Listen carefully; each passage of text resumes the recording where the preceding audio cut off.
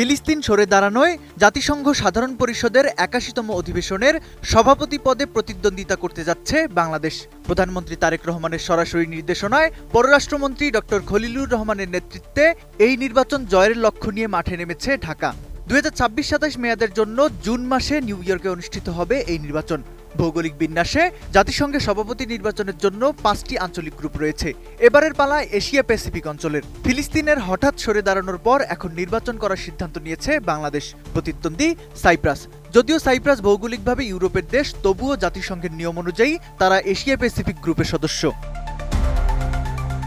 বাংলাদেশের জন্য এই নির্বাচন কেবল একটি আনুষ্ঠানিকতা নয়, বরং ঐতিহাসিক এক মাইলফলক। ৮০ দশকে খ্যাতিমান কূটনীতিক হুমায়ুন রশিদ চৌধুরী জাতিসংঘ সাধারণ পরিষদের ৪১তম অধিবেশনে নিরঙ্কুশ জয় পেয়েছিলেন। সেই সাফল্যের ঠিক ৪০ বছর পর আবারও বিশ্বমঞ্চে নেতৃত্ব দিতে উন্মুখ বাংলাদেশ। কূটনৈতিক বিশ্লেষকদের মতে, বাংলাদেশ এই নির্বাচনে জয়ী হলে বৈশ্বিক ইস্যুতে ঢাকা তার অবস্থান আরও জোরালো করতে পারবে। জলবায়ু পরিবর্তন, শান্তিরক্ষা মিশন এবং মধ্যপ্রাচ্য সংকটের মতো বিষয়গুলোতে বাংলাদেশ তখন সামনের সারিতে থেকে ভূমিকা রাখতে সক্ষম হবে। আমি বুঝি নির্মাণের শিল্প, সালাম স্টিল বোঝে durability. Salam steel, most durable steel. President সাধারণ পরিষদের অধিবেশন পরিচালনা করার পাশাপাশি বৈশ্বিক বিভিন্ন ইস্যুতে সদস্য রাষ্ট্রগুলোর মধ্যে ঐক্যমত্য তৈরিতে বড় ভূমিকা পালন করেন। সাধারণ পরিষদের নীতিগত সিদ্ধান্ত গ্রহণ, বাজেট অনুমোদন এবং বিভিন্ন আন্তর্জাতিক এজেন্ডা নির্ধারণে প্রেসিডেন্টের ভূমিকা অত্যন্ত গুরুত্বপূর্ণ। একজন প্রেসিডেন্ট হিসেবে বাংলাদেশ বিশ্ব নেতাদের সাথে সরাসরি সংলাপের সুযোগ পাবে এবং আন্তর্জাতিক অঙ্গনে দেশের ইতিবাচক ভাবমূর্তি উজ্জ্বল করতে পারবে।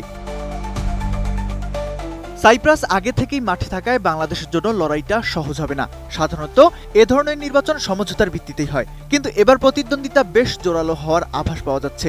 তবে বাংলাদেশের পররাষ্ট্রমন্ত্রী ডক্টর খলিলুর রহমানের নেতৃত্বে যে কূটনৈতিক তৎপরতা শুরু হয়েছে, তাতে জয়ী হওয়ার ব্যাপারে বেশ আশাবাদী সরকার। জাতিসংঘের ৮১তম সাধারণ পরিষদের এই নির্বাচন কেবল একটি পদ জয়ের লড়াই নয়, বরং এটি বাংলাদেশের সক্ষমতার পরীক্ষা। আটলান্টিকের পারে নিউ ইয়র্কে জুন মাসে যখন ভোট গ্রহণ হবে, তখন পুরো বিশ্ব তাকিয়ে থাকবে ঢাকা বনাম নিকোশিয়ার এই লড়াইয়ের দিকে। ৪০ বছর আগের সেই হুমায়ুন রশিদ চৌধুরীর সময়ের গৌরব ফিরিয়ে এনে বাংলাদেশ যে বিশ্ব নেতৃত্বে নিজেকে প্রমাণ করতে প্রস্তুত, তা এই প্রার্থী হওয়ার মাধ্যমেই স্পষ্ট। তৌফিকুল ইসলাম আশিক, এটিএন নিউজ।